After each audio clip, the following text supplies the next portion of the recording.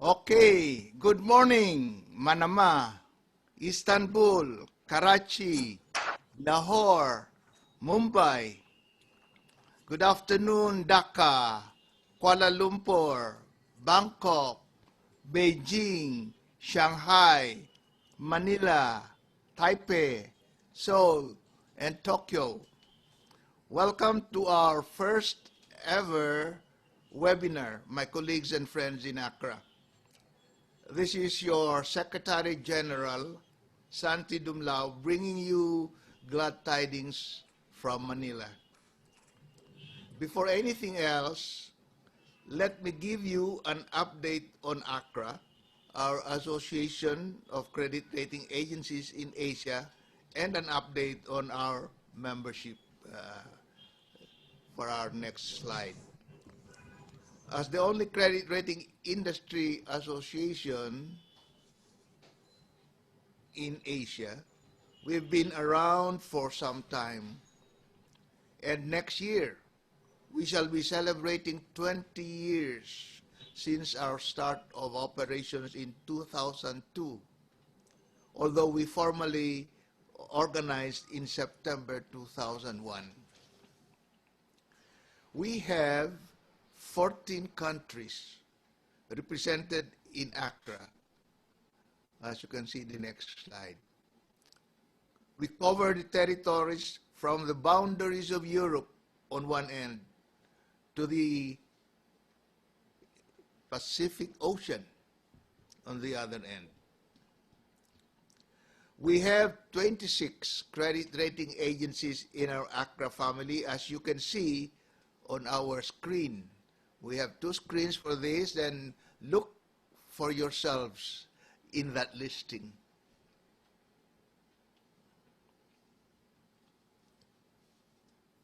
From my records, we have a total of 75 participants from 20 credit rating agencies representing 12 countries participating in this webinar. A good, manageable number for our purposes. And just so we know how many we are and who we are in this select assembly. Now, a bit of preliminary explanation. This webinar is intended for an ACRAA internal audience. It is our attempt to grapple with the unexpected COVID-19 calamity as this affects the CRAs in their work and business pursuits, raising issues on our role as credit watchers and watchdogs for the financial markets. Is our work of greater relevance now? How can we be more effective in providing predictive value? What new technical tools do we need? Issues like this come to the fore, and with almost a year of pandemic panic, the webinar hopes to illumine the facts available to us for our better appreciation of what CRAs are demanded to do in a very much changed economic, social, and even political environment. Now let me give you a quick flash preview of our program, which we plan to be a 2-hour event. As I project the program on the screen, and that's part 1, let me at the same time introduce the topics we shall cover. The individual speakers will be introduced before they make their presentations. The latest estimate of the IMF is that governments have pumped in fiscal interventions $12 trillion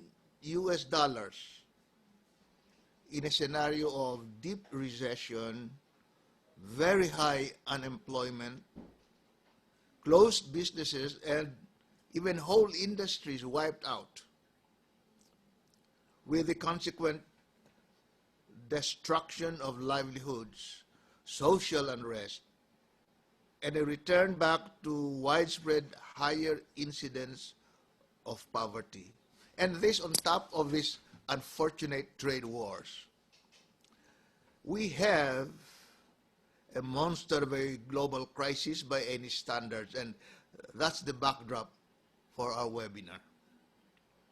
Our first two speakers in part one of our webinar will help us make sense of the consequences of the massive fiscal interventions of our governments to stimulate and revive economies. Their topics are closely related and are moving around the same theme. We expect they can give us broader and deeper ways of understanding how these government measures are supposed to affect our work and our credit rating responsibilities. In our part two of our webinar, we will hear from our own ACRAA colleagues who will suggest to us an agenda for ACRAA's strategic directions for the next 5 years. Certainly, the COVID-19 pandemic has changed a lot of things, the way we work and the business environment in which we work, and not the least, the way we should deliver our services, if indeed our services are still as relevant and responsive as our customers expect this to be. What are we to do then? We must ask this question of ourselves. We as participants have as much to contribute as our chosen speakers. So let's all be attentive and be engaged in our discussions. Our last speaker will introduce to us a communication system for ACRAA to get us more connected in the exchange and sharing of information for mutual benefit. For so long, ACRAA members have been relatively isolated from each other. And I mean, not just our CEOs, but our analysts. Yet, here is the hidden strength of ACRAA, that we have so much valuable knowledge which we can share, and by this process, enrich each other's skills and performance. We need to discover our own strengths. And now let me introduce our moderator and anchor for our webinar. Our moderator for our question and anchor sessions is Ms. Grace Lee, President and CEO of Taiwan Ratings Corporation, Taiwan's leading credit rating services organizations and a subsidiary of S&P Global Ratings. Before joining Taiwan Ratings, she held very senior positions at CTBC Bank Company Limited in Taiwan as Managing Director, and at Kessler Financial Services International, at ABN AMRO Bank, BNP Paribas Hong Kong, and Bank Boston, Taipei, and Hong Kong. She holds an EMBA and Master of Management from Kellogg Graduate School of Management of Northwestern University and a Bachelor of International Trade from National Taiwan University.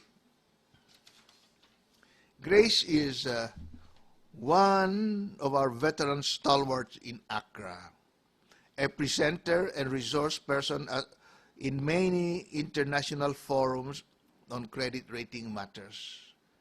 She co-chairs ACRAA's New Horizons Committee that continuously explores for ACRAA new opportunities of service to the financial market. And now, Faryal Ahmad Fahim.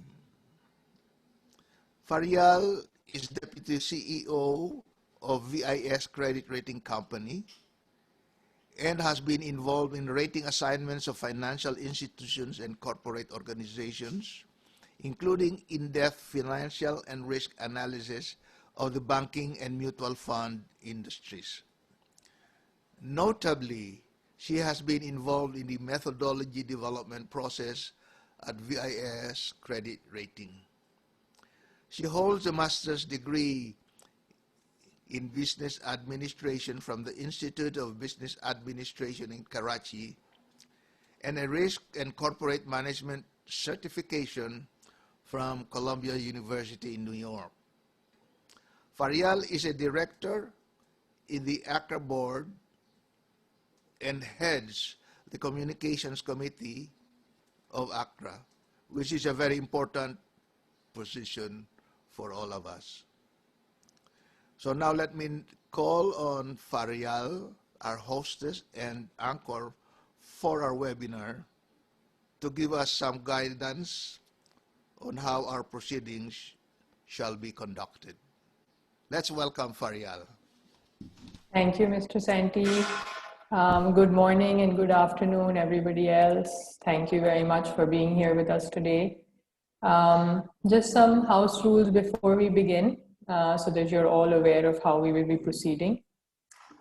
Each speaker is going to be given between 10 to 15 minutes to make their presentations. We please would appreciate if these time is followed so that we do not cause inconvenience to any other speaker. After each speaker, we will be having a question and answer session, which should last between 5 to 7 minutes. Ms. Grace will be conducting the question and answer sessions. The questions, if you may have any for any of the speaker, may please be sent through the chat box. As you will see on your screen, there should be a chat icon which opens up. And in that, you will see that you can either send messages to me or to Ms. Grace. And I'd appreciate if you can send your questions to Ms. Grace so that she can direct them towards the speakers. Please remain muted throughout the session so that we do not disturb unnecessarily. And post this webinar, we will be sending you a survey. We would appreciate your feedback and any comments so that, of course, they may be incorporated in our next webinar. Thank you so much. Ms. Grace. Thank you, Sandy and Faria. Let's start our first part of our webinar, and let's welcome the first speaker, Mr. Gavin Ghani. He is the Senior Director, Global and Asia Pacific Sector Lead, Financial Institutions Rating, S&P Global Ratings. Mr. Gavin Ghani has extensive analytical and management experience with S&P Global, including roles in S&P Global's banking financial institutions, funds, insurance, as well as corporate and infrastructure ratings teams. He is currently co-chair of S&P Global's Global Analytical Oversight and Consistent Council for Financial Institutions Ratings, and is chair for the same forum in Asia Pacific. Gavin is going to speak on factoring in government stimulus programs as determinants into credit rating analysis of financial institutions. Let's welcome Gavin. Thank you very much, Ms. Lee, and also Ms. Fahim and Mr. Dunlao as well. S&P Global is really pleased to contribute to your forum today, and we very much appreciate the invitation. What I'll do firstly is just cast my screen here. So if you just bear with me just for a moment while I can put my PowerPoint up.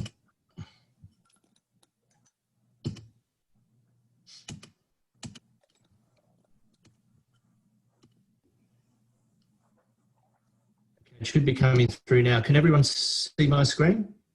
Yeah? Yes. Okay, great. Yes, we can see it. Okay, super. Okay, so the topic we've been asked to speak on today is factoring in government stimulus programs as determinants into credit ratings analyses for financial institutions. So perhaps certainly the most relevant point to start on is just fiscal stimulus and fiscal response by governments globally to COVID-19. And the word that S&P Global has used to describe this has been unprecedented. And I think that's that is a pretty good word to use, because the scale of the support by governments, not just for their banking systems, very often the support is actually for the economies, but banks being a window on the economy as they are, that has beneficial effects for banks. So perhaps just a couple of key points to draw out on the slide. The first of those points on the right-hand, school support. There's a serious range of other supports that governments have provided in order to counteract the impacts of COVID-19. So they range from central bank bond buying programs, central bank swap lines, credit guarantee programs, furlough schemes, or basically wage subsidy type schemes, loan repayment holidays, and direct cash transfers. So it's really been a potpourri of different support that governments have provided in addition to fiscal support. On the chart, it shows a range of governments. The slide is split by region. So there's a range of Asia Pacific, Western European, Latin American, and other governments showing the size and the impact of the crisis on government balance sheets. And I think, as the slide clearly points out, whether we're talking about the direct fiscal cost or the indirect fiscal cost, it's really a huge amount of support that's been thrown in by governments in a very short space of time to assist economies, and as I said before, in order to assist banks. Perhaps just one other point on the slide, there is somewhat of a dichotomy here between government support in developed systems versus developing systems. So if you look at the slide, for the bars on the slide that are furthest across the page, they generally are referring to developed market systems. So you see a range of really strong support measures in European countries like Germany, Italy, the UK and France, the US, and in an Asia Pacific context, Japan, and also Korea, Hong Kong, Australia, New Zealand. I'll just move on to the next slide, which I think is also an important slide to share with you, just to indicate the impact that COVID-19 has had on S&P Global ratings. So as of October the 5th, S&P Global had taken 335 negative rating actions globally since the pandemic began. Now that is actually a really large number of rating actions. It's not as large as the number of rating actions on the corporate sector, but the impact of COVID-19 and other related market stresses on banks does tend to be a bit of a slower burn compared with corporates. So if you think of what's happening in the corporate space, you've had a really significant impact on some corporate industries like airlines, gaming, leisure companies, those type of industries. With banks, you're really looking at institutions with where their risks are spread across really significant number of borrowers across large numbers of sectors. And in addition to that, banks are prudentially regulated. So they have much tighter controls on them, for example, on leverage and capital and other prudential measures compared with corporate. So there has been a large number of bank rating actions, but it are dwarfed by an even larger number of corporate rating actions. I think two other points perhaps to point out on the slide. One is that the majority of rating actions are actually being negative outlook changes. So they haven't been downgrades. They've actually been negative outlook changes. So I think that's one interesting point to focus on. There have been some sectors within the global financial institutions universe. So you're about finance companies or other types of non-banks. However, with those type of entities, you're really looking at a pool of generally smaller credits of weaker credit standing, so that shouldn't be particularly surprising. In addition to that, Standard & Poor's, S&P Global has a framework, which I'll explain a bit more on the next slide, called our Banking Industry Country Risk Assessment Framework, or BICRA, as it's called. I don't want to throw too much jargon during the course of the presentation, but if the word BICRA pops up again, it stands for Banking Industry Country. We've seen negative BICRA revisions, so that basically could mean that we've revised our BICRA downwards, or alternatively, key component parts into the BICRA, such as our economic risk assessment for banks or our industry risk assessment, have had negative rating actions on them. So perhaps moving on to the next slide, and in my allocated 10 to 15 minutes, I'll probably spend a little bit more time on this slide here. So really, what this slide is showing you, because the topic we were asked to present on was the impact of fiscal support back on banks, we thought an appropriate way to try and show this was to put side by side the building blocks for our sovereign issuer credit rating framework alongside our bank ratings framework. So the way that S&P Global looks at bank ratings, it's a little bit of a colloquialism, but we tend to take a neighbourhood, street and house approach.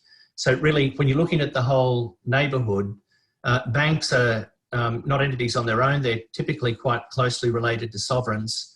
And some of our sovereign analysis is actually hard-coded into a bank analysis, particularly in terms of the sovereign fiscal assessment. So that's the reason for putting these two slide by slide. However, and now I'd like to focus a bit more on the right-hand side of the slide, or the bank ratings framework side.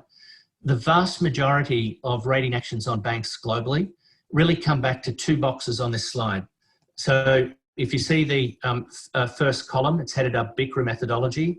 There's a box there called economic risk score. So for the impacts of COVID-19, and also taking into account all of the remediation measures by government, which, as I said before, have been quite unprecedented. On balance, for some systems, that we have felt compelled to either change the economic risk score in the BICRA, or alternatively, and actually in the majority of cases, move the economic risk score to negative.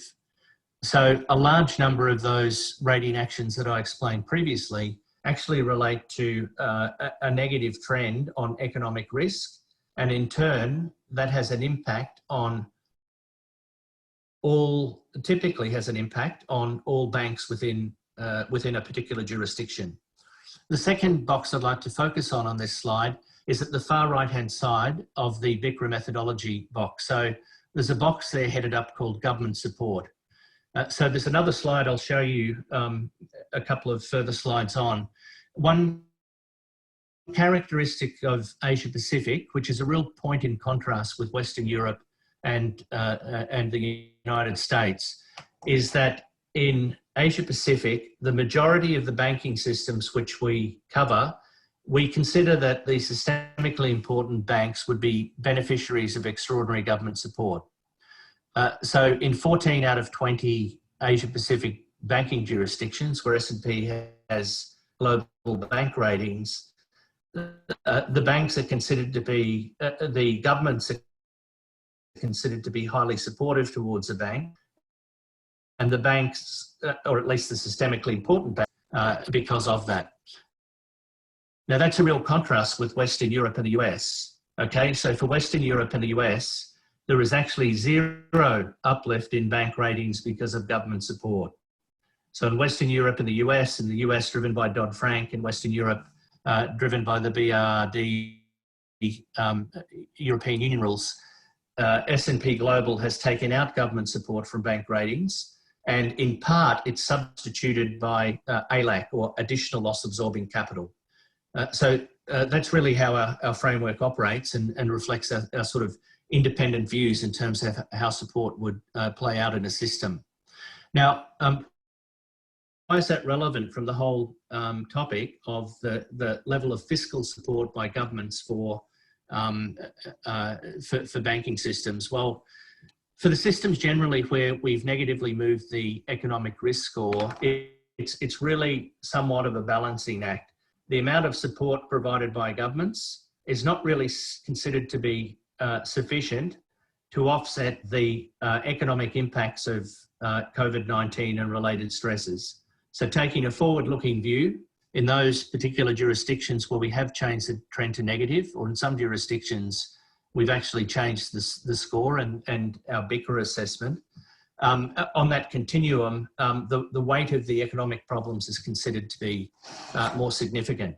So maybe just to try and bring this to life with some examples, if you think of this in an Asia-Pacific context, there's a range of jurisdictions where we've changed the score to negative for economic risk.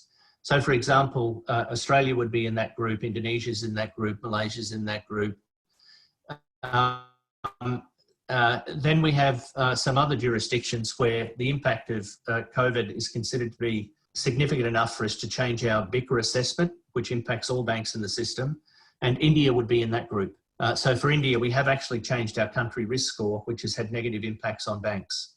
On the other end of the scale, there's another group of countries that are holding up remarkably well. So in that group of countries, we would include China in that group, South Korea would be in that group, Singapore and Hong Kong in that group. So I've just mentioned 8 Asia-Pacific names. The reason I've focused on those 8 out of the 20 that we've covered is that we published a commentary just last month called Global Recovery Will Extend Beyond 2023 for Many Banking Systems. And in that commentary, we looked at 20 global banking systems. They included 8 systems from Asia-Pacific, and the other 12 systems were from either Europe, North America, or Latin America. And out of that group, the early exited countries, or the countries we felt were best contending with COVID, taking into account a raft of factors, either the extent of the pandemic and how severe an impact it's having,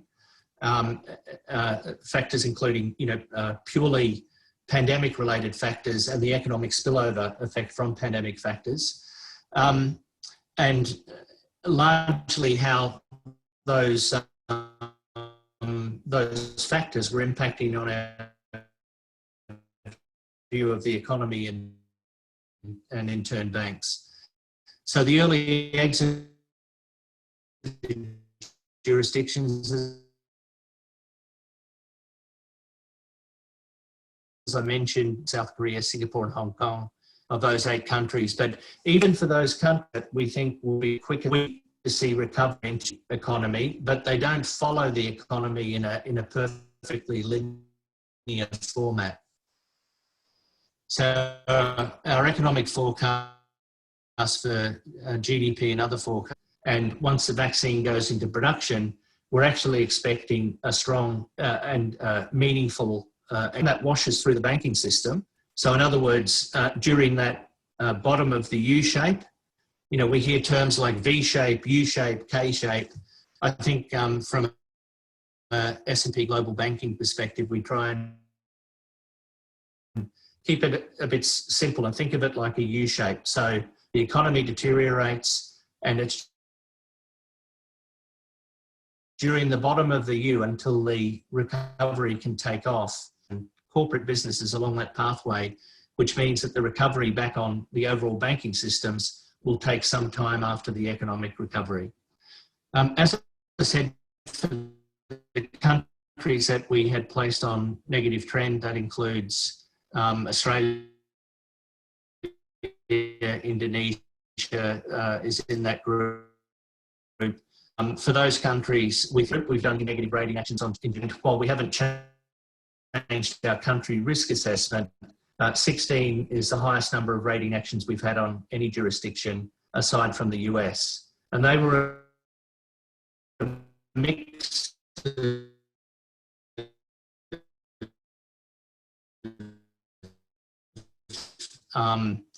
a mix of factors being coming off positive outlook factors impacting Japanese banks, including regional banks. So I think to conclude on the slide, while the fiscal support at government level is very important, most of the rating actions, in fact, have been factors that we think are more closely related to the key economic risk factors that we think are important for banks, or secondly, where sovereigns have been impacted, either the sovereign rating has gone from positive to stable or has gone from stable to negative. That's in turn has impacted the ratings that we assign to systemically important banks. We've just got a couple of further slides, which I'll cover fairly briefly just to allow some time for questions. So I'll just move to the next slide. And actually, maybe just before I do, we've included a research list at the back of the presentation. It also includes that global shape of recovery piece that I spoke to before. So those research pieces are available on our website if you'd like to look at them later on. On this particular slide, we did an analysis a couple of months ago, trying to look at, what was the impact of COVID-19 and related stresses on credit losses for banks. And the conclusion from that piece was that something in excess of $900 billion US over the next 2 years because of COVID-19. So they're really additional credit losses, the additional hit to banks' P&L. And in most countries, it started to really take hold in sort of March, April this year. And we're projecting that forward to the end of 2021.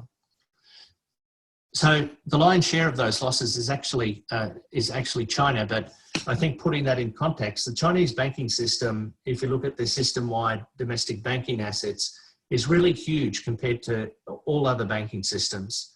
It's larger than the combination of the US and several large European banking systems. So I think the Chinese losses need to be seen in that context. The rest of Asia Pacific, which is the brown box that you see towards the right-hand side of the slide, was seen to be about an additional 120 billion of credit losses. Okay, I won't cover this slide in detail, but we thought you may have some interest in this slide before. S&P Global's independent view is that government to be more supportive towards their banking systems than the Western European governments and in the US. So perhaps if you do a comparison looking at the bottom bar, you'll see that the light and dark blue bars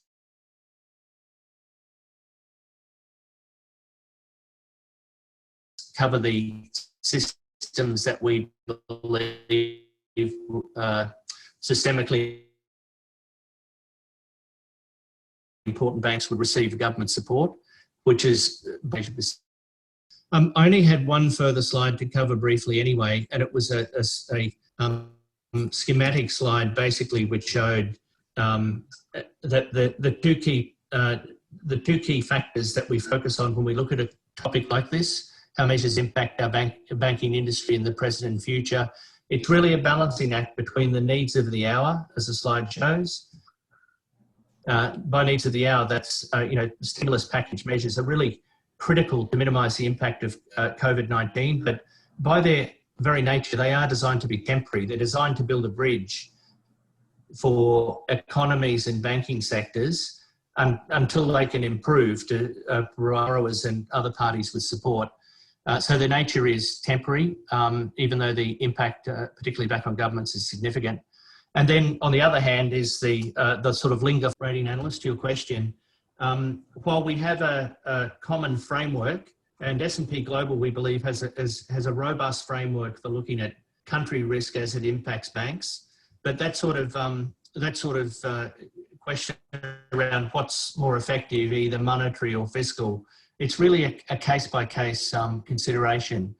So that's perhaps one point. The second point is, on the monetary front, in many jurisdictions, there's not really very much petrol left in the tank, so to speak. So in other words, you have zero interest rates or close to zero interest rates in many jurisdictions, even negative rates in some jurisdictions. So in terms of the ability for monetary policy to be of assistance for for bank borrowers and for the economies going forward, and as an instrument of policy to a critical instrument of policy for banks, that level of support has really been exhausted. So I guess from that perspective, the key focus is really much more on the impact of fiscal measures. And as per the first slide I showed, there's really quite a variation across jurisdictions. You have some markets like India where the level of fiscal support is much lower. Then you've got some Western European jurisdictions with a very high level of support. But I think in terms of the current situation that we're looking at, it's really the fiscal support and some of the other support measures like wage subsidy schemes, for example, or credit guarantee schemes that will be, critically important to build that bridge to when the economies do get to an environment where it won't happen until a vaccine has been discovered and is widely distributed, which we don't think will happen until about the middle of next year. So I hope that answers your question, Mr. Dunlap. Back to you. Thank you very much. Thank you. Thank Back you, to Gavin. Grace. Yeah, the last question for you is that do you have any view on which countries' banking sector will be mostly negatively affected by COVID-19 and the reason why? Okay, yeah, sure. So the question is which countries will be most negatively affected by COVID-19? So that study I referred to before, the global shape of recovery won't occur until beyond 2023 for some countries. And as I said, the commentary is in the research list if you care to have a look at it. Out of those 20 jurisdictions we looked at globally, which were all of the large developed and emerging market jurisdictions, the three that we identified as probably being the last to recover out of the 20 were India, Mexico, and South Africa. So a range of different impacts impacting each of those three. In India's case, you really had a large overhang of non-performing loans that happened before any of us had even went into the current economic melee, already with a high overhang of non-performing loans. So then the system's been hampered by COVID. So we think a combination of those two factors will make recovery a bit slower in India. And globally, Mexico and South Africa were on that list. And as I perhaps mentioned just very briefly before as a point of contrast, Grace, you had China amongst the emerging markets, for example, that we would see as being an early exiter or a relatively quicker recoverer.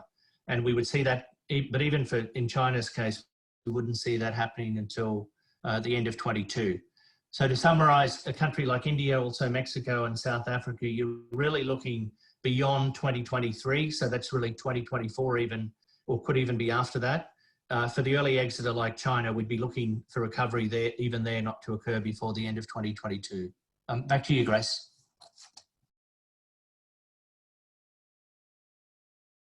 Thank you, Gavin. Thank you very much for your participation and the presentation. Okay, let's move on to the second topic of part one. Let me welcome our speaker, Mr. Atsushi Matsuda. He is a counselor and chief analyst of the Japan Credit Rating Agency. With the extensive work with JCR, Mr. Matsuda has a wealth of expertise in sovereign and non-resident ratings, covering a wide geographical field, including Japan, the US, UK, Indonesia, Peru, and Brazil. He is currently the chairman of ACRAA. And Mr.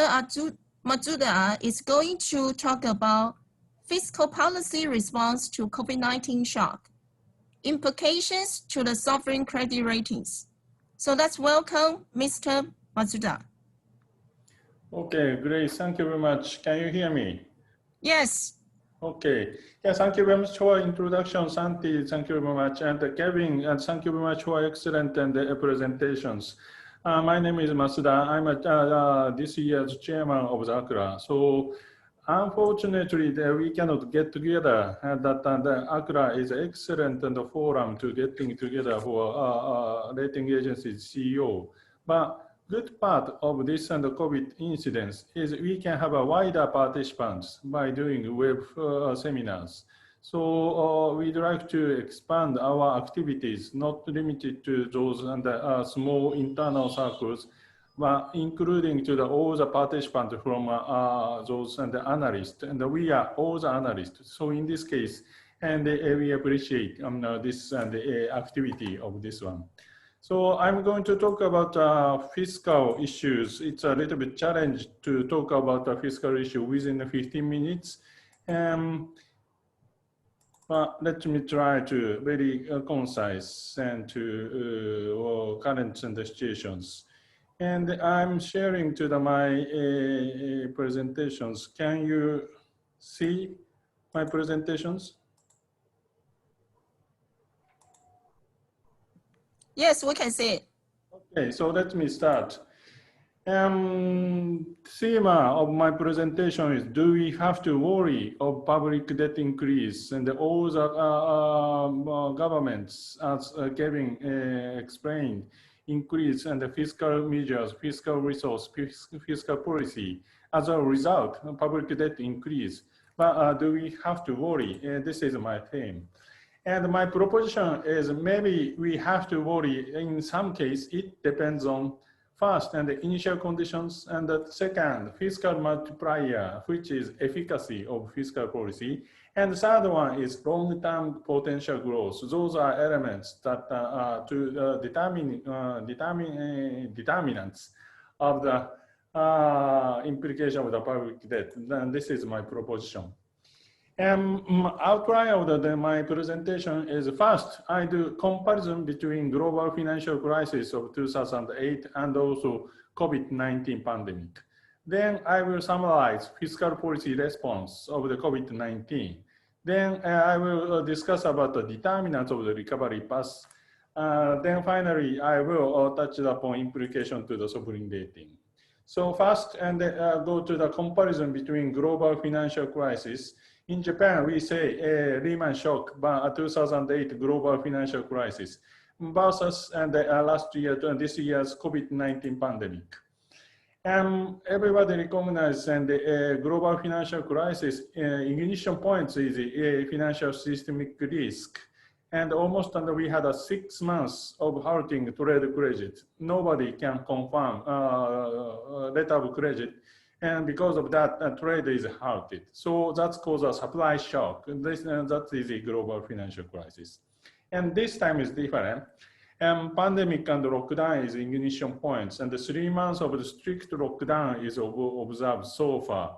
And that caused both demand and the supply shock. That is the COVID-19.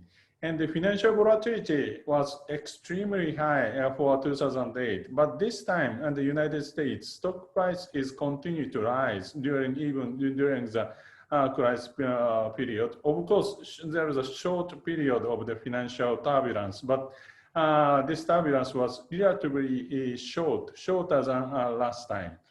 And the policy response is also very different. And the last time is somehow confused the response. And while this time, and as Gavin explained, unprecedented is a very right word to describe. Both fiscal and monetary response was swift and also unprecedented and deep. So this is a different. Last time, 2008, V-shaped recovery was realized. This time it seems to be a very good rebound is now going on. But let's wait and see whether we have a second wave next year. This is a comparison of the various and the crisis, like Asian crisis of 97, global financial crisis 2008, and the COVID 2000. 2008 global financial crisis, of course, financial crisis and contagion, this is a central part. While This time, financial market is relatively, so far, relatively calm. And also, and the core is a real sector shock because of this lockdown. This is a main difference between global shock and also COVID-19. I skip this one. Kevin is showing to a very nice picture, and almost an identical one I'm going to show. And those government response is one is additional spending, which include medical facilities, equipments, and also subsidies to individual and business. This is additional spending. And also second element is maybe foregone revenue, tax deferral, or maybe tax exemption is admitted. Third element is loan equity and also guarantee support, which is supporting to the liquidity injection to the banks and also to the final borrowers of the business. This is measures. This is a magnitude. For advanced economy has a larger policy package, like those blue one is loan and guarantee. It's almost 11% of GDP, and the red one is fiscal measure. It's almost 9% of GDP, while emerging markets is smaller policy package, and the fiscal measure portion is almost 2%, and the guarantee portion is almost 3%. And this one is the individual country's case. And the Japan measure is the fiscal is 11 plus, and the loan is 24. In total 35. United States has a very large, and China has a relatively smaller 4% and 0.7%. While the non-performing assets is mounting next coming 2 years, this amount may be expanded, but right now those are magnitude and precedent. And this one is advanced economy. The fiscal deficit is expanded 10% of GDP, and the public debt is expanded 20% of GDP. The reason why expansion of the public debt is larger than fiscal deficit is because GDP is shrinking. And emerging market, this is almost identical. For fiscal deficit 5%, and the public debt increase is 5%. This is a response. Of course, and we have to overcome all this sort of increase of public debt. And how can we? This is the next subject, determinant of the recovery path. Maybe three elements is very important: initial conditions of economy, and impact of the fiscal response. And the third one is long-term growth. This one is taken from IMF and the reports, and they're taking for some academic literature. But one element is what shape this particular economy was taken before impact of the COVID. Is that continue to decline or increase, grow?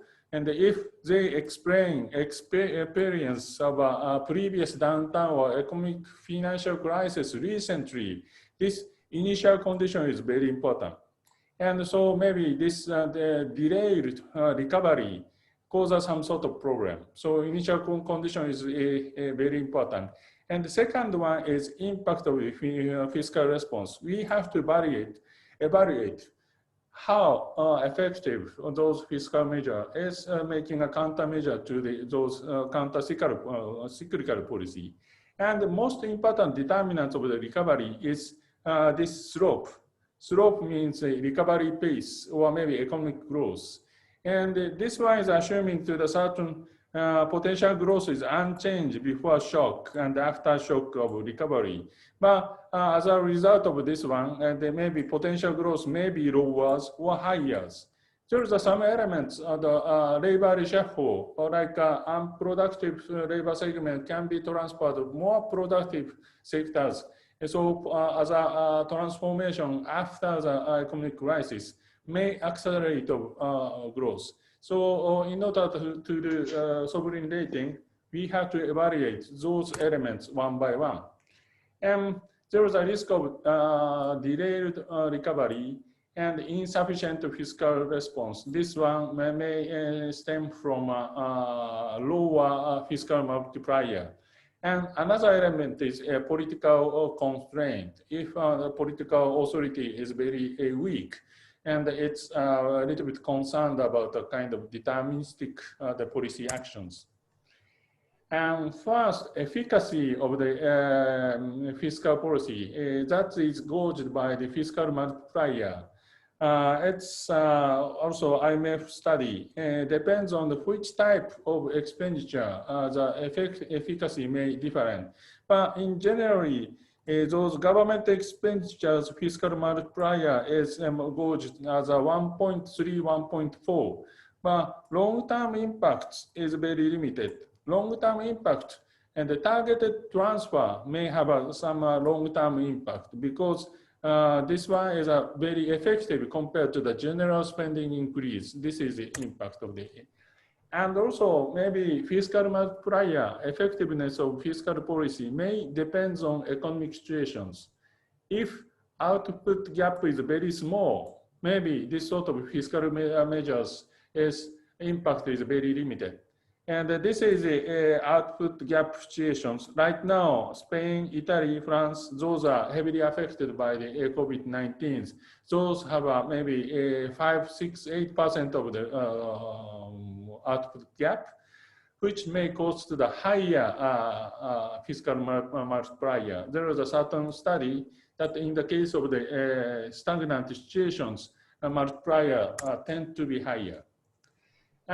This one is a post-World War II recovery, and the post-World War II, advanced economies debt to the GDP ratio is as high as 120. But if we are just focused to the United Kingdom, this figure is almost 250, and that's continued to decline until 1972. Oil shock is hit. Main elements of those public debt compression is economic growth. So fiscal reform is one thing, but major driving force for 30 years debt compression is we observe economic growth matters. That is common sense in the world. And what implication to the sovereign rating? Of course, sovereign entity rating is very, very fundamental one, not a kind of increased instability, may immediate actions of the sovereign rating. We have to evaluate is any structural deterioration of the creditworthiness, this sort of questions, and how can we avoid credit rating cliff? This is and so far, immediate implication is this debt service suspension initiative. This one is a G20 Club de Paris initiative, and which means deferral of the public debts and the falling due from May 1st to the next year, June 30. And that's deferred by, this one is saying to 4 years, but just recently, 5-year term is revised, 5 year including 1 year. So this year's falling principal and interest can be deferred, restructured if the country authority wish. And the eligibility is so far either eligible countries, which is maybe 76, out of which 43 countries is showing to the interest. And so far, and the 28 was signed up to the September. After that, several Tajikistan, Lesotho, Maldives, and Mozambique added. On the top of that, and just this month, and Yemen, Madagascar, Tanzania is added.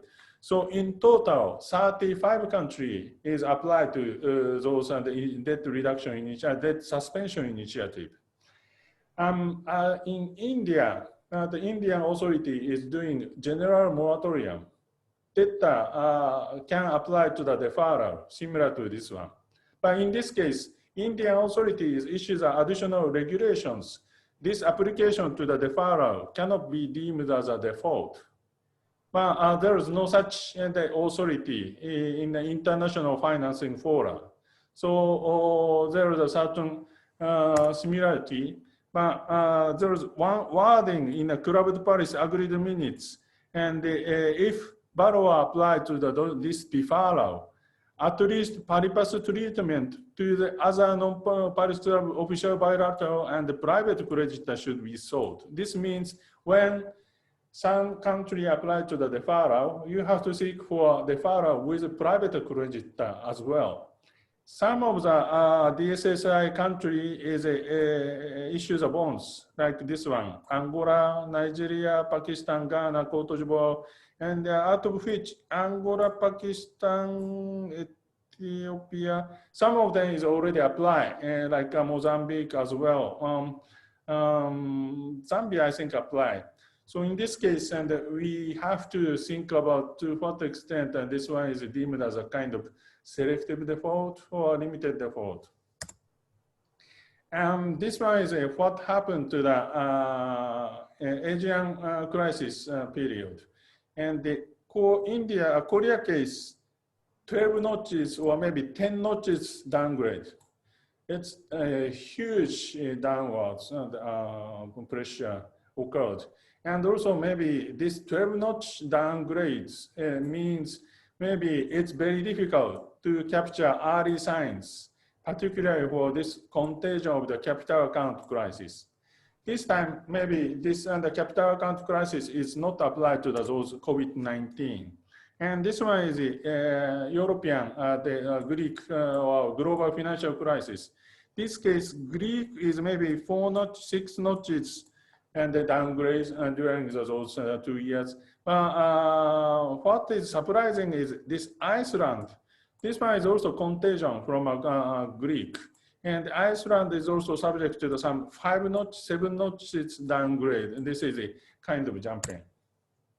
And this is our sovereign rating actions. And we published 36 the sovereign rating. Those country is a country where issues a bond in the Tokyo market. Outside of this one is we have a bunch of those and the shadow rating, but those 36 and we downgrade Turkey because of those and the pre-existing conditions. Turkey was on the path of the recovery, but this recovery path is now in danger. Also, that the negative change to the outlook to the negative is Italy, Mexico, and Romania. Those are rating actions so far. And 3 key takeaways. Yes, I think this time is different. The policy action is very swift and massive. And the second takeaway is we have to worry about the sovereign credit after large increase of public debt, depend on certain conditions. Third one is post-crisis economic growth performance is the most important determinants of rating action. So this is my presentation. Thank you very much. Thank you. Thank you, Matsuda-san.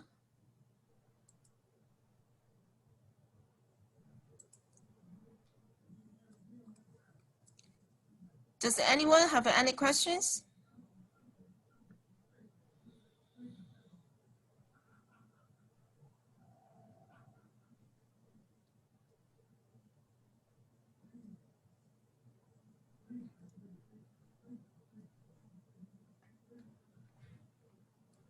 Matsuda-san, I got a question for you. Yes, please.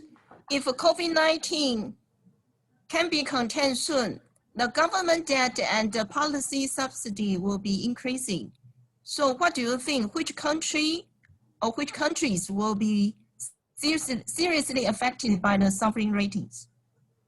Yeah, thank you very much for these questions. And this is very, we cannot generalize over situations. So maybe we have to evaluate one by one of those individual cases.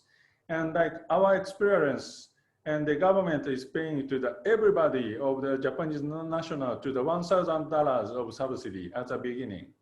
And the macro result indicating just saving was increased. So in that sense, this one is not intended result, seemingly. But if we think about, and if we didn't do any sort of subsidy, maybe the economy's depression was larger than this. This sort of counterfactual situation should be evaluated. So in that sense, maybe a fiscal response was very, very valued despite of the fact of the increased saving. So in that sense, this impact should be evaluated by fiscal multiplier, and the fiscal multiplier may be elevated in a very short time of those crises. This is a logic, and we can accommodate public debt increase because fiscal policy response was quite variable to respond to the situation. So we cannot making an immediate action, even though Japanese debt situation is very high, 230 for gross debt situations. And we think this policy actions is very necessary. This is my response. Thank you. Thank you, Matsuda-san. The second question for you is that how does a rating agency prevent a rating cliff, which might result in loss to the investor, especially in a dynamic situation like a COVID we have now? Yeah, this is a very important and also challenging task for us. Maybe 12-notch downgrade cannot be adjusted even though the certain change. After that, everybody is making a question why we fail to predict of the early sign of those and the Asian crisis, or maybe some of the cases of European crisis. Maybe those cases is a so-called capital market crisis. Fiscal situation was good and the balance of payment is in good shape.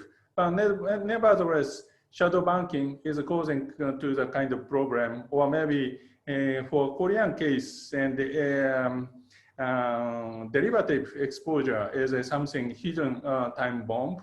So maybe we have to track down those hidden time bomb elements to the economy, and which may be a kind of banking sector, or which may be a kind of contingent liability of the government. I think to this end, many effort is doing to detect what is hidden element of risk factor. Just recently, those and the contagion analysis is very important and convey very important informations.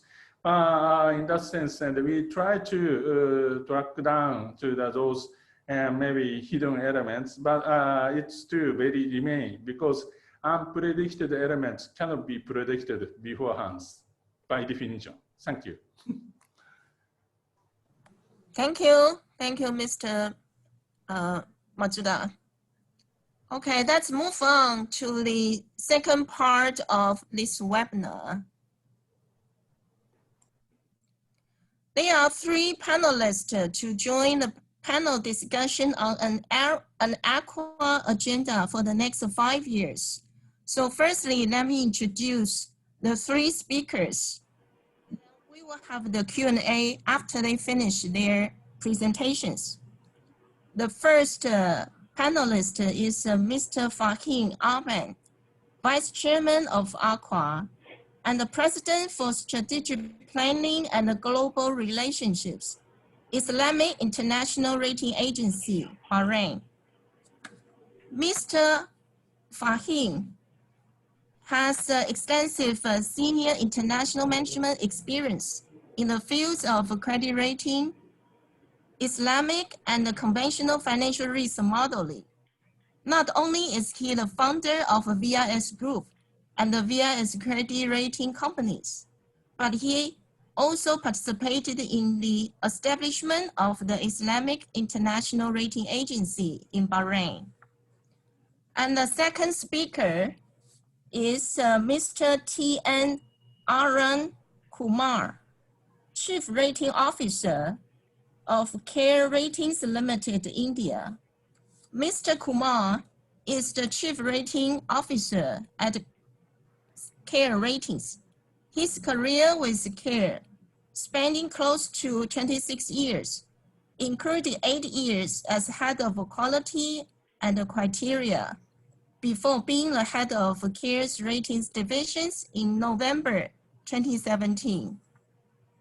The third panelist is Mr. Chong Kui Shong, Technical Advisor, Group CEO's Office, RAM Rating Service, Berhad, in Malaysia. Chung has very impressive 25 years experience in the credit rating profession, spearheading the development of rating methodology for structured finance and asset-backed securities at RAM, where he established the company's structured finance ratings group. He currently sits on the rating committee of RAM Rating Service, the first credit rating agency in Malaysia. Okay, now I would like to hand over this to Mr. Fahim for his presentation. Let's welcome Fahim. Yeah, thank you very much. Am I audible to everybody? Yes. Okay, thank you very much. First of all, I would like to thank you everybody, Gavin for taking part, and then Masuda-san and everybody, you yourself taking out time. It's been a very trying time. I think this is the first time we have not met our colleagues after a very long time. We met last year. And so this is how the life is. This is the new normal maybe, and we would carry this. Hopefully this will end by end of this year and we meet everybody next year. And so my task is, I've been associated as you know, with the group and with association for the last 20 years. And it has been a very long journey coming here, and we have seen a lot of developments at ACRAA. My presentation actually is now culminating of my experience over the last 18 years, what we have been doing at ACRAA, and what were the goals set by the shareholders and the members. So I would like now to get this slideshow. Just a minute. Okay, because it's just a minute. So my slideshow, I will just try to give you a kind of a rundown what are the now, because of the COVID and what experience we have gathered, that how we can move ahead. So for the benefit of for the members who are new, and I see a lot of new faces. When we started, as Santi had discussed and made a presentation, that we started in 2001. See, the goals of the credit rating for our association was to develop the skill set among the members in Asia. And this is for the Asian rating agencies. It was created and just for the to get the members in Asia. So Asia had a very large population of rating agencies, if you look at it. And I recall that in 1990, India started with the regulations. Malaysia joined in 1991. Pakistan joined in early 90s, Bangladesh, and you see we have a lot of population. Korea, I should not forget. Then our colleagues from Taiwan. So Asia was organizing itself, the different countries with regulations, and so promote the rating culture in Asia. So the second objective was to have common standards and to promote best practices. If you like to visit, the new people who have joined here, they can visit our website and look at the standards documents we have produced, and everybody adheres. So by the way, some of the regulators have actually made rules that you should mandatorily become the member of ACRAA and follow the best practices, because we screen the members when they come and join us. The last but not least was promoting development of Asian bond markets, cross-border investment throughout the region, and to serve the investor base. This is where a long association with the board, being the vice chairman now and served as a chairman last term, I believe that this is the area where we have a little lagging, because we were busy in training and we were focusing on best practices. So now maybe in the next 5 years, what I thought, to look at the possibility and to have some kind of a suggestions for your consideration, because it's all our members are now present in this session. So my next year proposal would be to make ACRAA financially very strong. As a board member and as serving ACRAA for the last 20 years, we have been at the board level continuously grappled to make savings, to cut corners and to make it viable, because it was very difficult because we were living on the fee only. And this was one of the very oldest association of rating agencies. So we wanted it to be very viable and keep ticking for a long time. The second, of course, as I introduced, that our skill set and knowledge base, we really did a lot of work. We had a lot of events, number of events, numerous. I may not lost the count of them. But still, now because of the new norm, we have to now, as Gavin, as you listened, that there are new issues coming in. Masuda San also deliberated on the new rating methodologies coming in, emerging criteria coming in because of the COVID interaction in the world. Economies have now taken a different turn.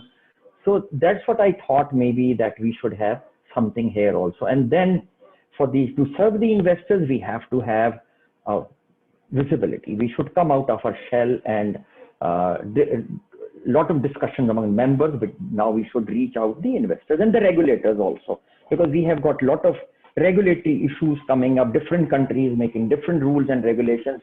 I keep working in so many jurisdictions, and I feel sometimes very disabled to how to talk to regulators. So I think ACRAA could be one of the best bridge with the regulators.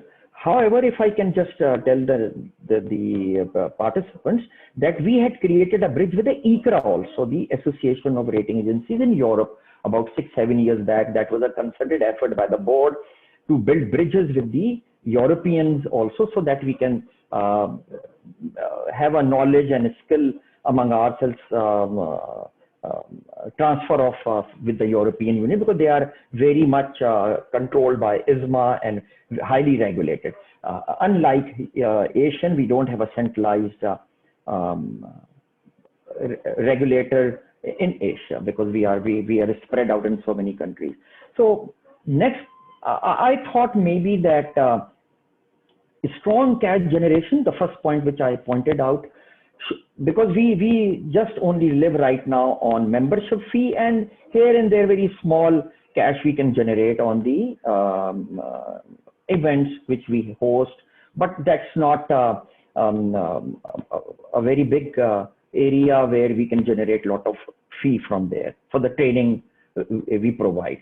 So what generally, if you look at the rating agencies model, the big three and maybe Japan, maybe Masuda San can enlighten us on this, that what is their cash flows and revenues from the selling rating and industry reports.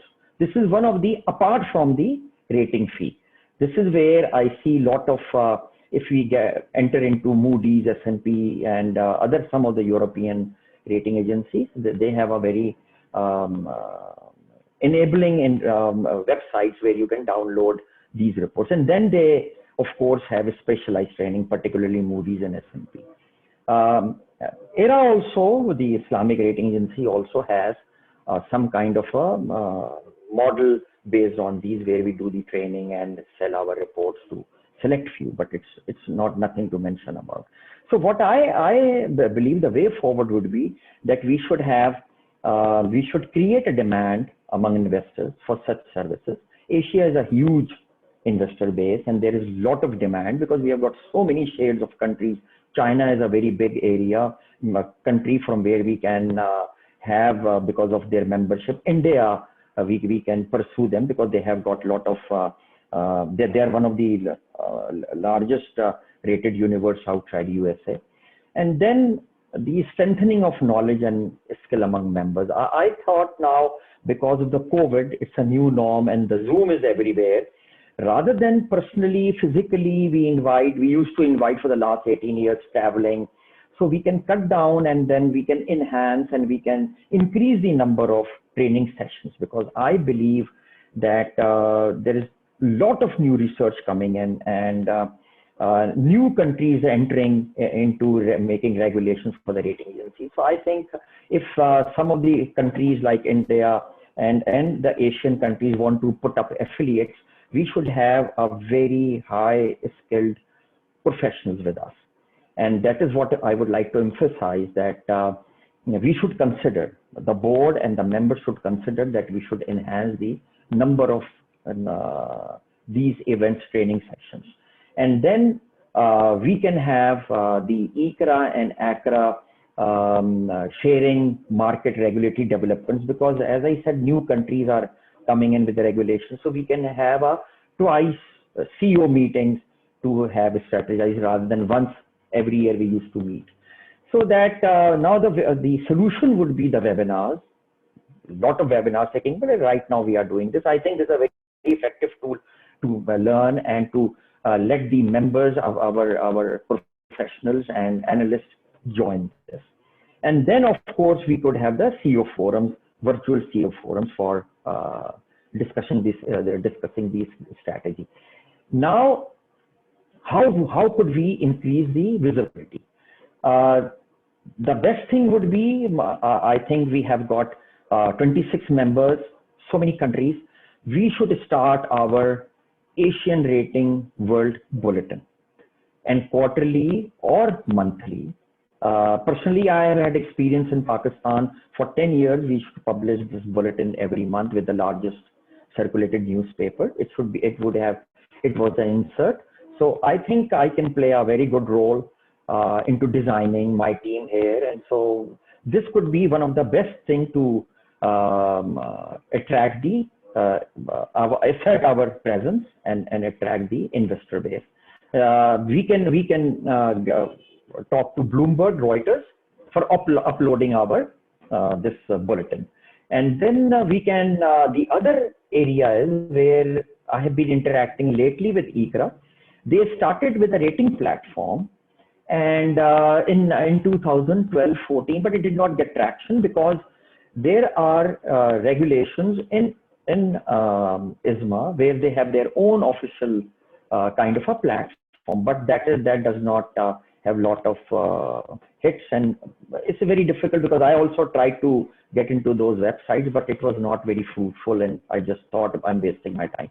So I think ACRAA board and the members should may consider for putting up a social media platform, and we should have a kind of an advisory editorial team from among who are willing to do this, to assemble quarterly bulletin, and then we can have the industry reports and put in there. And then as far as the rating platform is considered, if I can tell you this, I was interacting with ACRAA General Secretary, and he has sent me a very lengthy presentation, but I took out few slides of it, and I've been talking to my Indian colleagues and rating RAM about the possibility of this platform. How can we benefit, and maybe can we generate the fee? So if you can look here, the EU CRAs have their own regulatory ERP, the rating platform, and their officially they have to put in their database, but this database is only visual. You cannot manipulate and you cannot extract data. For our local CRAs, we have local supervisors, we have our own website, but it is not at one platform where we can push the investors to visit and to look at it. Of course, this chart they have given me, S&P Moody's, they are very old, and a lot of they dominate the market. So now, as I told you, the central depository of ratings, it's official with ISMA and the European rating platform. But there are issues, like I mentioned, that it's only visual. You cannot manipulate. You cannot have your own selections, so that you cannot get into view your own required ratings where you want to look at them, and on the go you cannot have that information. So I think, however, we can supplement these two platforms, which all the rating agencies in Europe have to put in their database. So it's a one gate for the ratings. The European Union rating agencies are willing to join ACRAA members, and it's still there, rating platform. You can visit the website, but it's not a very what you call very effective website. So we would like to develop it further. And now look at Moody's and S&P. They have changed their website. It becomes very interactive in the last 1 year, which I've been noticing. So it can be, this platform can be everybody pays business model.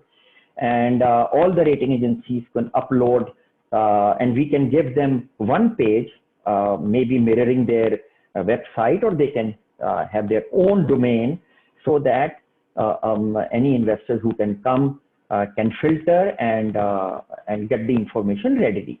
So, for example, now EU is submitting their database to ISMA. A same database can be put in the rating platform. The same what the CRAs put in their website, or so that we can replicate or whatever. However, we can give a flexible. That is what in my mind I've discussed with my team, that in this platform we can have separate domains for every rating agency, but the engine can be provided where you can filter and download according to your wishes and according to your requirements. So I think this is the concept. The concept is very simple. All the source would be coming into the rating platform from the rating agencies. We can have additional information. Then rating agencies can explain their mappings and their rating methodologies and their terms, which may be different within a country. It could be different. And then we can have syndications, social network, and of course the users could be across banks, insurance, pension funds. And we can use other sources like banking associations in Asia and in Europe. If it we populate, the first thing is to populate. So I think it will become more transparent, and we can have parallel to European Union database. We can create our own database, and then we can ask South American, and it can. We have contacted some rating agencies in South America, where they are also willing to look at this, because again there is a benefit for fee generation. So as sponsors, we can take a lead. ACRAA and ACRAA can lead. It's a small budget. I think with both of us, if we contribute about $15,000 to $20,000 initially, we can have a very good website. It can have updates, regulatory updates, which we need desperately, because once we go around in the market, the local rating agencies have to write and interact with the regulators. They don't try to understand, they try to make their own regulations, and they are creeping into our skin, under the skin. And that's, as a rater for last 30 years, I think the regulators have to do their own work, but they cannot get into the methodologies, weighing the methodologies, and looking at the criteria. I think this becomes very disturbing and personal. I have got this personal experience now. I don't want to name a country where I'm just applying for a license. It has taken a lot of toll for the last 8 months. So the life has become very difficult, and the regulators are becoming very suspicious. So I think we should use these two platforms to interact. I think we have been discussing with my board for the last 8-9 years. We have even visited with the Santi and the chairman and our directors, even with the Malaysia, when they were pulling out the mandatory requirements in Malaysia. But I think we should strengthen this more with the Asian and with the European, maybe the South American rating. That will benefit our members and the regulators to understand better like a USA, I mean NRS are much hands off than European Union and some of the rating regulators in Asia, where they are trying to come up and undue more regulations applying on us. So these were my thoughts initially, And I think my colleagues from India and Malaysia can divulge more on this, and let us see what is their opinion. So, but if any questions, I will be very welcome, maybe at the end of the session. So I thank you for your patient listening. Thank you very much.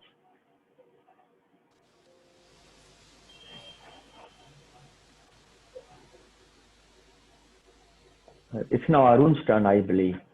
Yeah. Yeah, okay. Yeah, Faryal is sharing your Arun, your screen. Yeah. Yeah. Okay. Faryal, you can give it on the slideshow mode, please.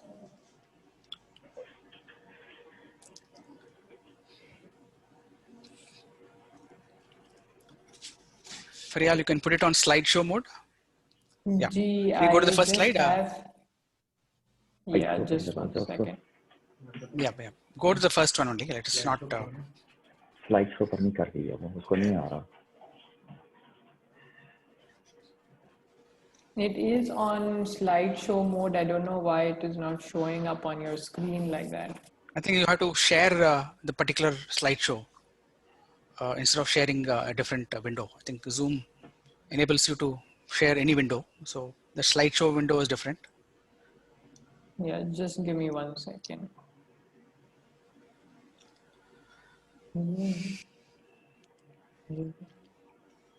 Yeah. Good morning and good afternoon, all of you. And I thank ACRAA and Santi in particular for giving us an opportunity for presenting our case here. This is going to be a different kind of a presentation because we're going to look back on what Mr. Fahim said about hands off and hands on. So I think there is some time time has come that we have to take stock on how we are being treated and how we are being understood or misunderstood. Because as Mr. Fahim said, it's a lot of trouble for us when we are misunderstood. When we do ratings in a particular thinking way, and the regulators or the outsiders, consider it in a different way. So that is my background of the entire thing and what we should do in this regard. And of course, a lot of things we can do as a joint forum to kind of make things more clear. And of course, ACRAA has been doing a great job in terms of knowledge sharing. I remember way back in 2003, I had visited, I think, Bangkok. I met Santi there for the first time. So it's been quite a long innings from there. ACRAA has, I think, come a long way from there. I think we'll live with this, Faryal, for now. We'll do this only. Let us not. Yeah, this is fine. So the few basic, I thought, principles we should all we should all think about, and we should, I think, wherever possible, we should also tell outsiders, because there are a lot of times it's misunderstood. The rating concept is misunderstood because we rely, first of all, a lot on the company given information and our own information, which we consider as reliable. So the first point is about trusting the, we don't distrust the information provided by the entity. So that is number one. I thought we should all make it clear that we don't go and investigate accounts. For example, we don't go behind the accounts. We don't audit the auditor. So our starting point is the audited accounts. And there are some jobs which they are supposed to do, and there are some jobs which we do beyond that. We do analyze accounts beyond that. And this is a basic point, I think we should all remember, and we should, wherever required, we should stress it to our, regulators and our governments, respective government.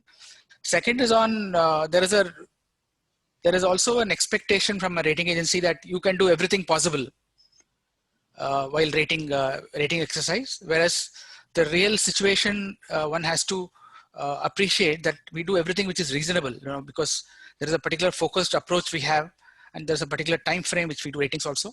So we do everything which is reasonably appealing to us as an analyst, as an analytical criteria we use for different sectors and industries. We do what is called a reasonable analysis. We don't do everything possible.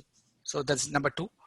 Number three is about assumption of, we don't assume that the accounts have been given, the information has been given to us in a malified fashion.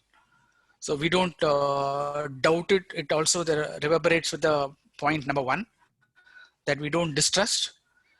Similarly, there is an assumption of bona fide that the company genuinely has shared this information. And the company, there is no malified in the intentions of the company to give us and give a wrong information so that they can get an advantage out of it. So that is the assumption, basic assumption we need to keep in mind.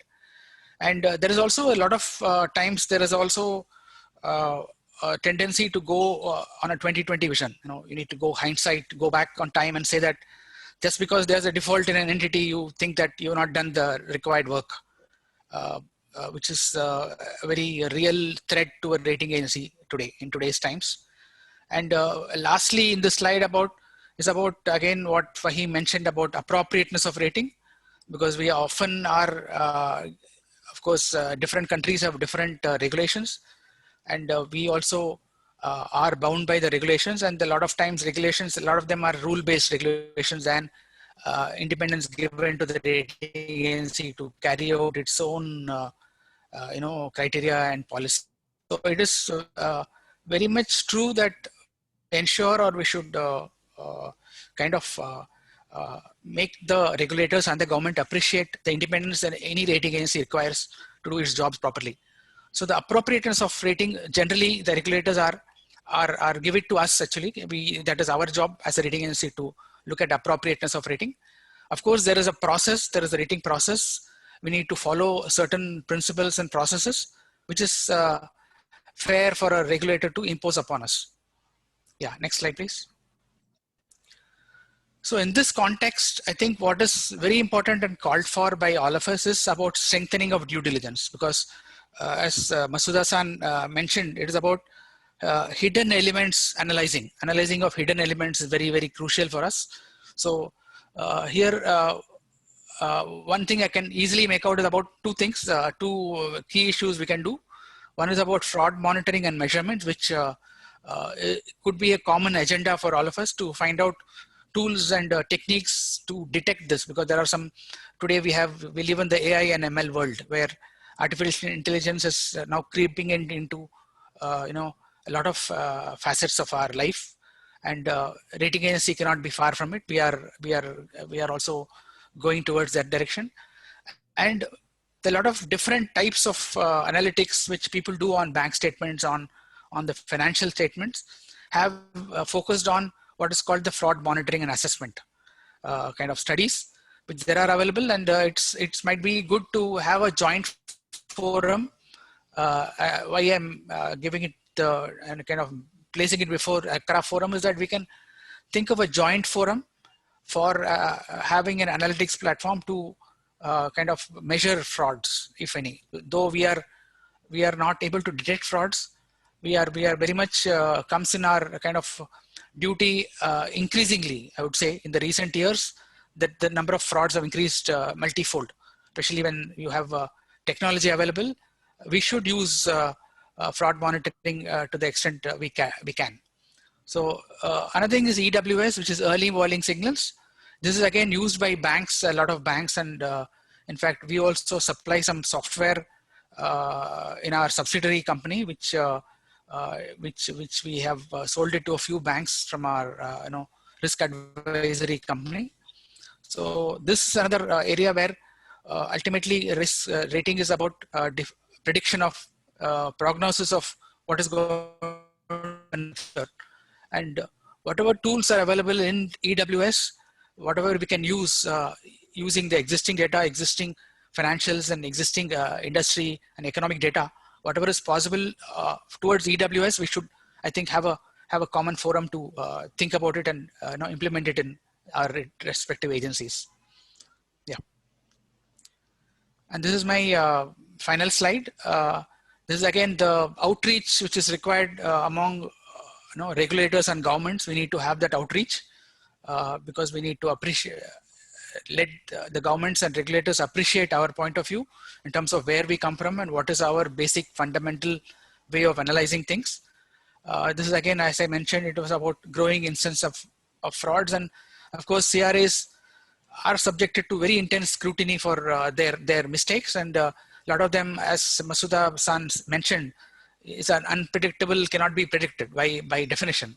So I would stress that point again here, that there is a lot of in CRAs are subject to scrutiny, assuming that you could have predicted this unpredictable event.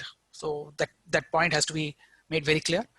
And third is about the questioning of judgment. It's again some point I mentioned earlier, is about appropriateness of rating, because you are ultimately making a judgment on the credit profile of the company, and the judge cannot judge the judgment of a rating agency. So we have to be given that freedom wherever we are. Otherwise, what we call a chilling effect will happen, where we will not be able to express our views freely. Ultimately, we need to have a mechanism where we express our views freely and in an analytical fashion. So we need to have that kind of environment to support us also. So questioning judgment based on hindsight vision should not be or cannot be done. And finally, is about COVID-related stress. I think presentations have been made earlier by Gavin about how various governments have reacted. And so this, in India, we have, as Masuda had interacted with us also earlier, it is about the regulatory guidelines on non-treatment of default in terms of a restructuring, because the government has announced restructuring, which is a one-time in nature restructuring. And there are some reliefs given for a default recognition by our regulator, both the Reserve Bank of India and the Securities and Exchange Board of India. So this is something which we need, if any required in our respective jurisdictions. If any required, we need to kind of look at this aspect, because the COVID-related stress could be a temporary stress for the next 2 or 3 years, for which the companies have to be assessed in a particular fashion. So we need to stress it to our respective governments and jurisdictions that we might need a specific regulatory, especially when there are rule-based regulations. We need certain rules, to be changed to suit the particular situation we are we are facing today. That's it. Thank you.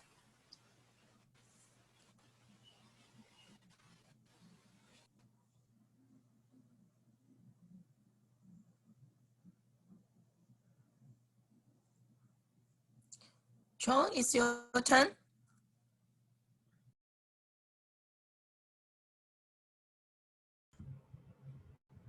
Okay, hi everyone. Long time no see. Hi. Let me get to the slide. Yeah, good afternoon. Good morning, is it to you, Fahim? Or afternoon? Yeah, good afternoon. Thank you. Okay, can you see my slide?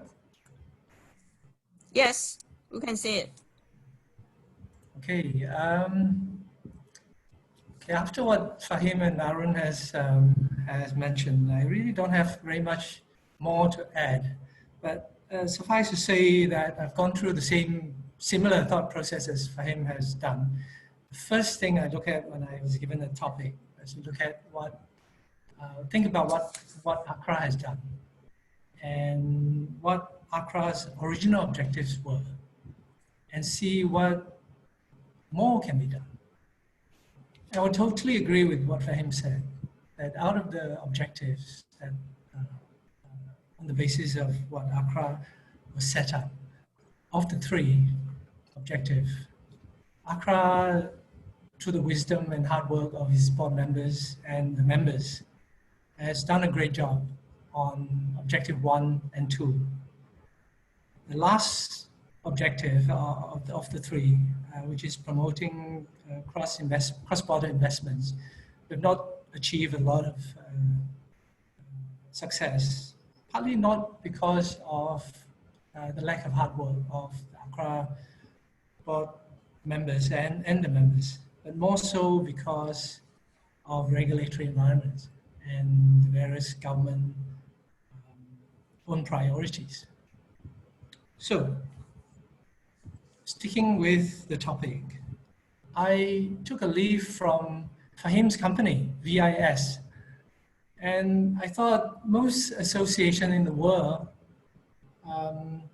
whether they are Association of Credit Rating Agency, Association of Butchers, filmmaking companies and so on, they follow similar principles of what their objectives are, which is B, I, and S, or derivatives of those objectives. So sorry for him, there's a bit of a commercial advertisement for your company. It's not infringement of your copyright, yeah?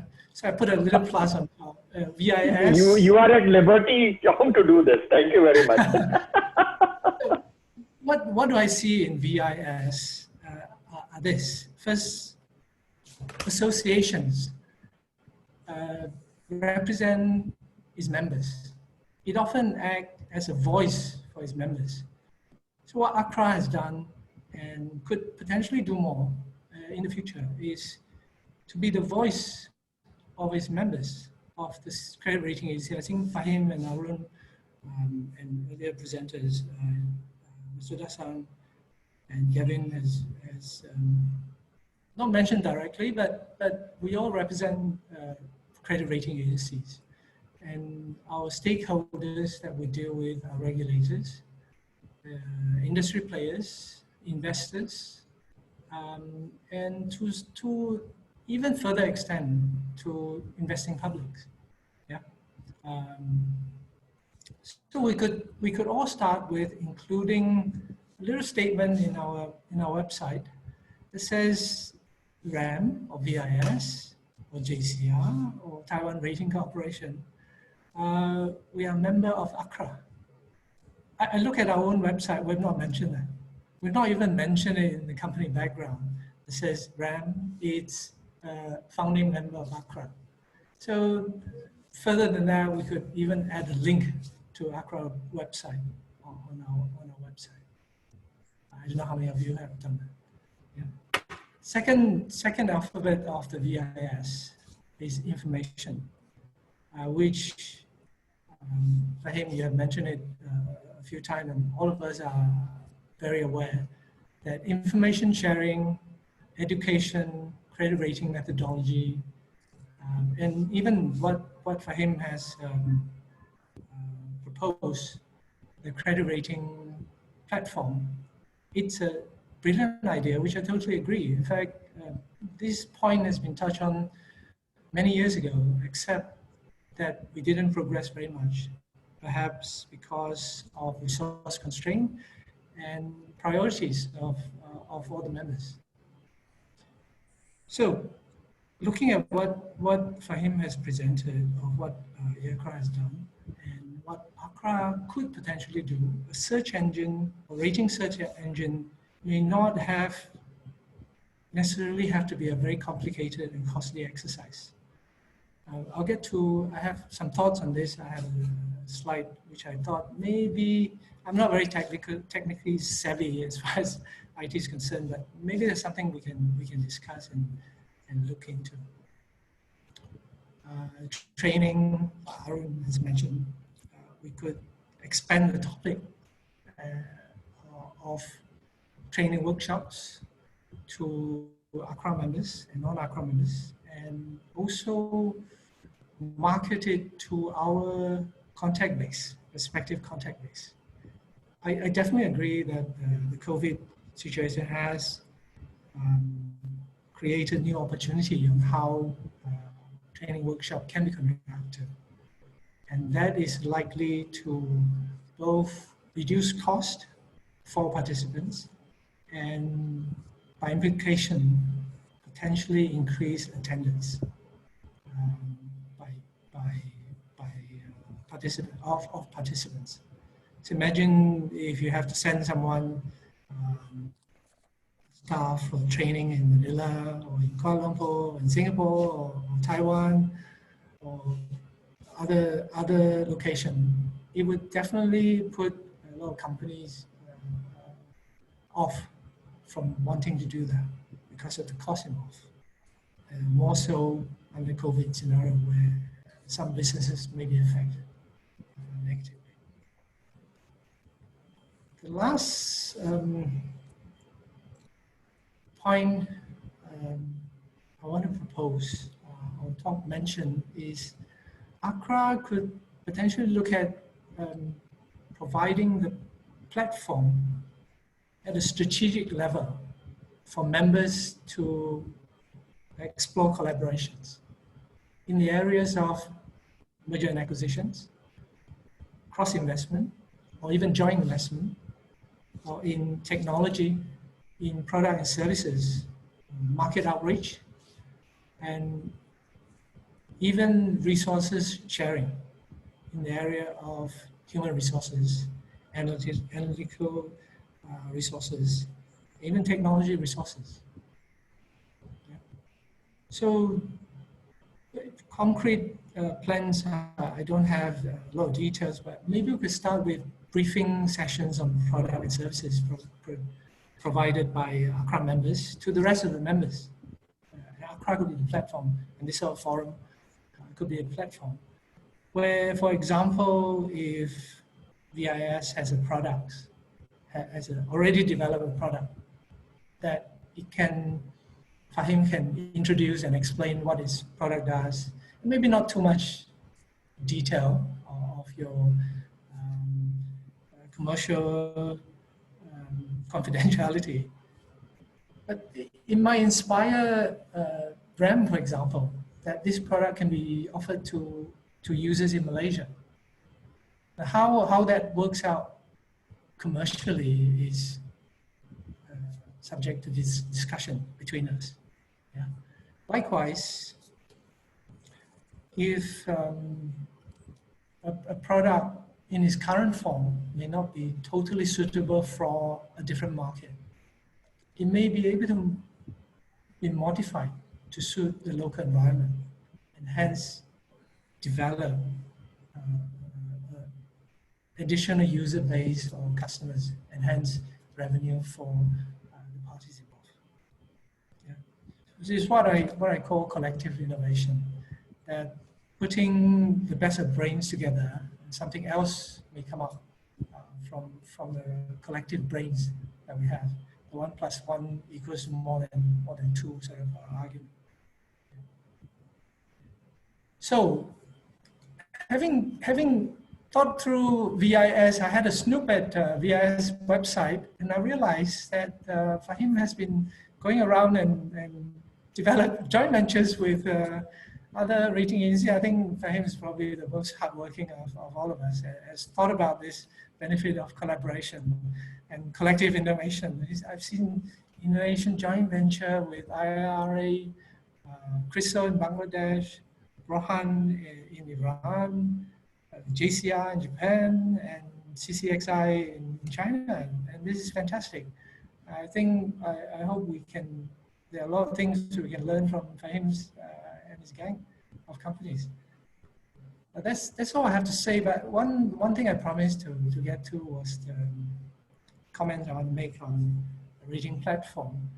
And now what I had in mind was, I must admit, I looked at Fahim's presentation beforehand, and I thought requiring or asking different rating agencies to put in their data into a pool may be a challenge. As far as the individual CRA's board and perhaps shareholders is concerned. So I don't know whether this can work technically or technologically. That you could have a rating engine, which is the front that faces users. And behind it is individual API that links the engine to the individual CRA's database or website, if you like. I'm sure we have a website. On the website, user can do a search, type in the company's name, and we can generate a search for through our rating database and return a name or ratings or a no match sort of outcome. That can be easily done. So a rating platform as an interface could have all these API links to all the websites. So what it does is, as soon as the user input a name, it already does all this search through the API on all the CRA's website, the same way that I believe Google would have been doing, crawling our website, digging our information, make a copy of it, yeah, and return when they find a match, and tells a display to the user, okay, we have found or not found this rating, and it is on so-and-so rating agency's website. Please go to that website and look for more information if you want to. That may be able to speed up or accelerate this rating platform for our purpose, because I had a feeling that commercially it might be a bit more challenging to convince everybody to do it. But having an API that basically allow an engine to do this pinging, if you like, send a message, get some answers, it might be easier to achieve. Okay, thank you very much. That's all I have for now.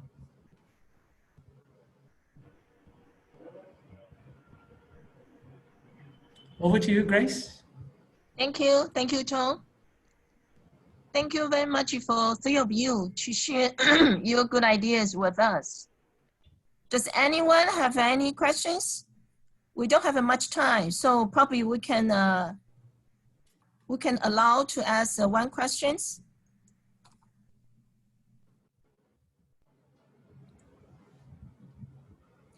I guess probably we all need to spend some time to digest these good ideas. Actually, I would like to suggest that we can further discuss this new initiative from the three panelists in our next board meeting or annual meetings. Then we can prioritize those good ideas. Okay, now we will go to the last session of today's webinar.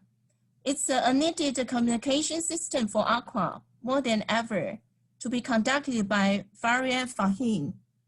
Faria, I'd like to hand over to you. Please go ahead. Thank you, Grace. Thank you, everyone. And while we've nearly now touching the 2-hour mark, so I don't want to keep everybody too long, but this is also an important part of how ACRAA will be moving forward and what we should be doing now in these changing times and the new initiatives that we have. So 2020 is now going to be coming to a close, and very soon. And unfortunately, fortunately, it's been far different than any one of us may have anticipated or may have planned for. There were travel restrictions, there were health issues, business continuity issues that most of us have also faced. And in the similar manner at ACRAA also, we sat down and thought that what are the areas that we've got to look at for these changing times and for ACRAA's continuity. And it also became extremely clear while we were doing this thinking that the way we interact between ourselves, the members, how we communicate to our external world, and how we project ourselves to the outside world is very important from here on onwards. And that is exactly what the Communications Committee is endeavoring to do, to project ourselves in a manner whereby ACRAA can now be visible. So to start off my presentation, the world is, as you can see, changing in a manner whereby everybody is looking for instantaneous communication. We had a fantastic webinar today, so virtual presence is also acceptable now.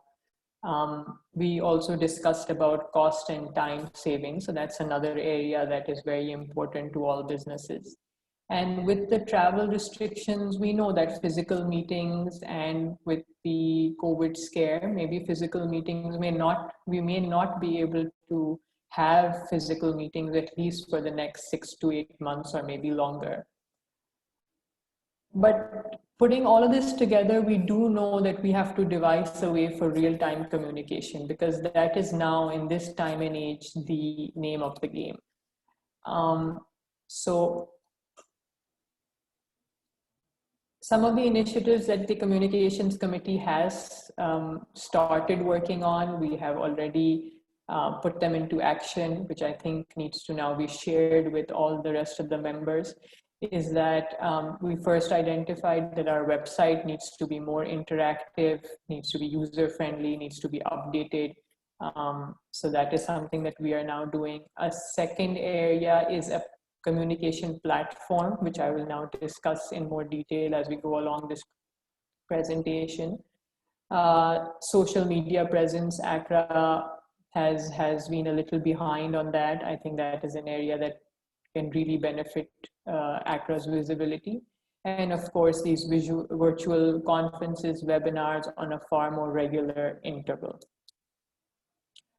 Website, as you have already mentioned, and also was just mentioned right now by Mr. Chong, that if we are to promote ourselves and our website and our the activity that we do, our website really needs to exhibit those qualities as well. And therefore, technology has changed now. ACRAA's website was developed some time back, so we are now working to develop a newer, more interactive, more user-friendly website that can have contact us, feedback pages, membership registration pages, even more responsive and browser-friendly formats for that. So we are currently in making choices of how our website will look, but I think if I can safely say that within the next 4 to 6 months, we should be ready to roll out a new website.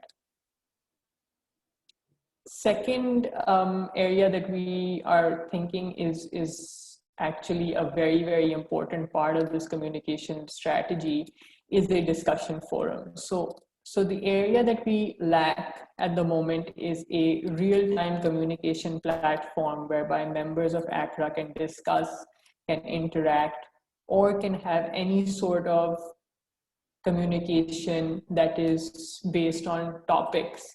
And so just taking a lead from, say, for example, WhatsApp or all of these social interaction apps, we decided that maybe we can have an app that is dedicated towards ACRAA's members. And so we did a little bit of research, and one app that we think can work for us is called Rocket Chat. It is Android and iOS enabled, and so all of us can have it on our phones. The idea behind it is that we can be in touch with each other on the fly, because just meeting during conferences or when we can physically meet doesn't connect us enough. And I think now is a time when we need to be connected to each other. We've got a wealth of information amongst ourselves, and to share and to assist each other in experiences that each one of us is having in our own jurisdictions is extremely important now as we grow a forum, or this forum. That's what the utility of this forum is, that we share and we utilize each other's experiences. So this is, I think, one of the most important part of this communication strategy as we move forward. And the idea is that we will be establishing this forum extremely quickly. Initially, we want to have a forum whereby we're going to register all the CEOs and the CROs, so that we can come online all together, and then post that we may make further channels depending on how our experience goes. The media committee, myself, and of course my colleagues will be helping each and every one of you register on this platform so that there is no problem while we do that. Social media presence. Any and every organization in this time and age needs to be present on social media. There is just too much of traction that social media attracts. There is a mass awareness. There is activities that are happening. It's now the time and age that's the way to market an organization now. And so that is also an area that ACRAA has been a little behind in, but we will really create that quickly, and we will cover that gap as soon as possible.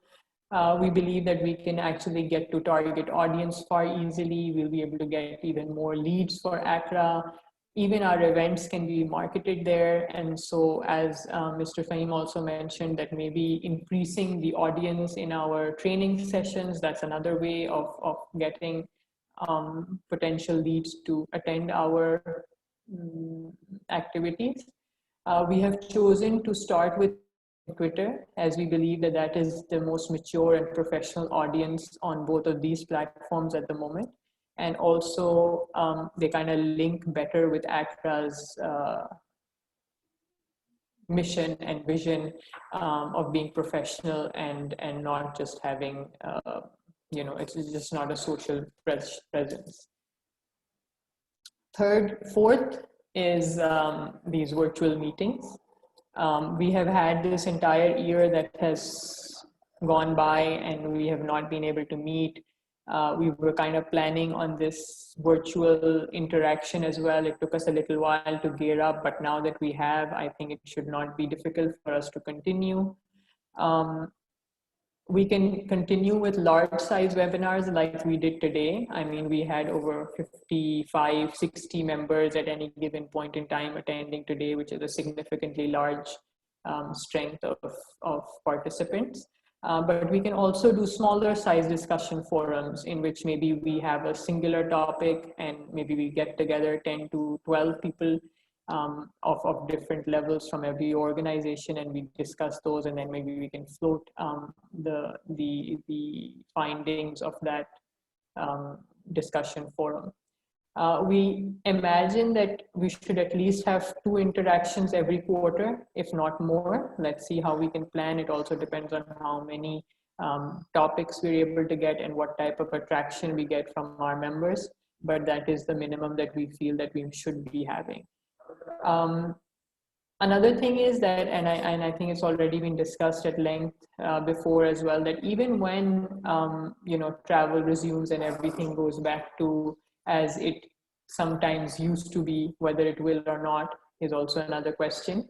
But I think in hybrid model for physical meetings and virtual meetings should continue, because this way we can optimize our resources. Like we just discussed, we can save on cost, we can also increase our participation. And so in this new time and age, maybe hybrid models are something that we should be looking at. Topics of interest are of course something that we would like all of you to be contributing to. It is your ACRAA, whatever need you'd like to discuss, whatever you have on mind, please do share with us, because that is something that we will be needing your help on. Some of the proposed events that we have already decided and we will be now conducting is that our annual general meeting is scheduled for December 2020. Of course, the General Secretary's office will be informing us of more details, but that is something that is now being already finalized. We will be having a guest speaker from ADB in that. Topic is to be reviewed and to be finalized, but we anticipate that in this annual general meeting, we'd like to give each and every CEO of every member CRA an opportunity to speak, to interact, to maybe have 2 minutes each and tell us their view of what is happening currently in their country, in their CRA, and we'd like to hear from each and every one of you. Next webinar of similar kind like we had today, probably in January, February. Topics are to be decided. Of course, your contribution is very important. We could also go ahead with discussion forums in the quarter. About 2 is how I anticipate, but of course you will all be informed about it. And the idea of having smaller groups, working groups together would be that we could have more interaction, more people talking and giving their point of view as compared to only a couple of people talking and everybody else not getting the opportunity. So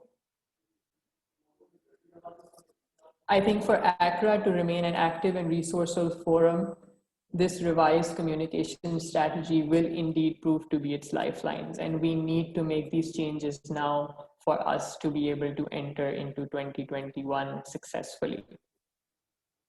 Thank you very much.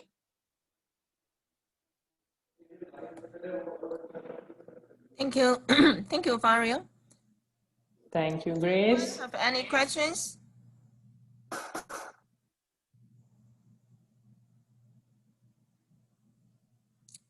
Vario, I got a question for you. Yes.